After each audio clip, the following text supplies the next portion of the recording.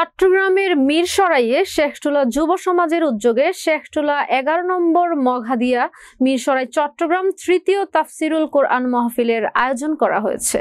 চট্টগ্রাম উত্তর জেলা প্রতিনিধি জসিমউদ্দিনের প্রতিবেদনে বিস্তারিত। ক্যামেরায় ছিলেন নূরের সাফা।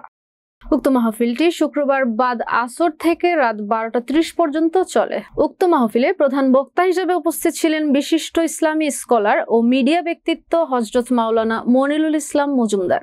প্রধান মুফাসসির হিসেবে ছিলেন বিশিষ্ট ইসলামী চিন্তাবিদ ও মুফাসসিরের কোরআন হযরত মাওলানা শাহাদাত হোসেন মুজাদ্দেদি, খতিব বাইতুল আমান জামে মসজিদ। চট্টগ্রাম কুমিল্লা বিশেষ মুফাসসির হিসেবে উপস্থিত ছিলেন বাইতুল সালাম জামে মসজিদের খতিব হযরত মাওলানা সাইফুল ইসলাম।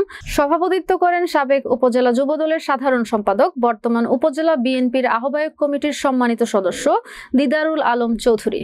এ সময় আরও উপস্থিত ছিলেন শেখটুলার সম্মানিত সমাজসেবক জয়নাল আবেদিন, আক্তার হোসেন সাবেক যুবদলের সহসভাপতি। উক্ত মাহফিলের সভাপতি দিদারুল আলম চৌধুরী এ সময় বলেন, বর্তমান সমাজে বসবাস করতে গেলে উলামা একরামগণদের সম্মানের সহিত কথা বলতে হবে এবং ইসলামিক নীতি নির্ধারণ অনুযায়ী একে অপরের প্রতি আন্তরিকতার মাধ্যমে মিলেমিশে থাকার অনুরোধ জানান এবং কি মুসলিম উম্মাত সবাইকে সঠিক সময়ে নামাজ আদায় করারও পরামর্শ দেন তিনি।